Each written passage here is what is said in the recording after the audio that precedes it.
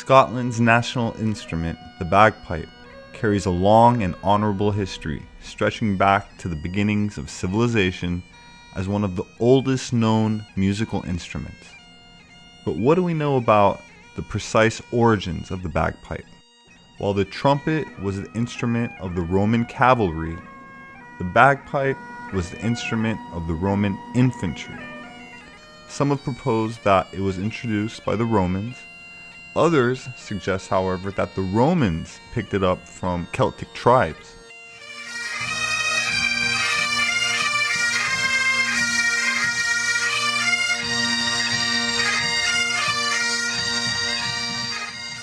Even the Roman Emperor Nero was said to have been a pipe player, and there can be little doubt that the bagpipes are somehow intimately related to marching armies, if not to warfare itself.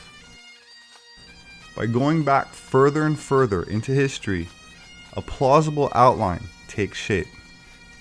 The bagpipe is referenced in the Bible and was carved with animal musicians in the late 15th and early 16th century throughout Europe. The Oxford History of Music says that a sculpture of bagpipes has been found on a slab in Turkey dated to 1000 BC, but it's been destroyed. Here's a photograph of it. So does that mean they're not Irish? What do you think?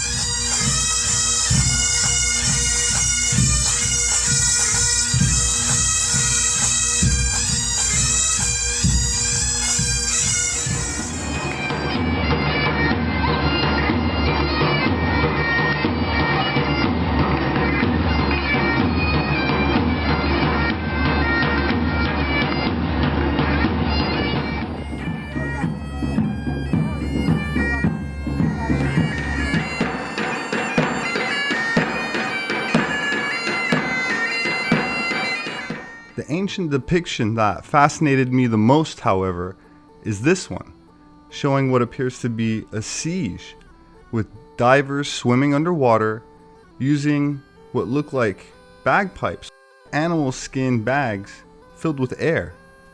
According to Homer, divers were involved in military operations during the Trojan Wars. They sabotaged enemy ships by boring holes in the hulls or cutting anchor ropes. When we look at these 4,000-year-old Minoan depictions of dolphins, we notice something attached to their noses, like a harness. And one can imagine that if dolphins were used in sea battles, as has been suggested by some of the ancient myths, then having a bag for air would make sense. It's fun to speculate about ancient scuba divers, especially when the depictions are so clear and vivid. But there is, however, another practical use for the bagpipe that's not related to warfare, and that's the almost hypnotic sound produced, especially when in conjunction with drums or other percussion instruments that help to bring about a trance state, one used by shamans to make contact with the gods, which can also be interpreted as entering into an altered state of consciousness, enabling the shaman to communicate with the collective subconscious mind, bringing back some needed information, or even allegedly divination about future events. When both of these uses for the bagpipe are taken into consideration, I would speculate that the bagpipe was introduced into Europe by marching armies for sure, but I would also argue that the shaman types, like druids, probably already had similar, if not identical, instruments, not to attack a castle by swimming under the moat like a fish, but to soar in the sky like a bird, lifted up by the sweet hypnotic sounds of the sacred instrument, the bagpipe. It's just a great instrument to play. It's just wonderful to play, sort of thing. Oh, it's a fantastic feeling. It's great hearing the pipes and the drums. It's a real vibrant feel to it. It's superb.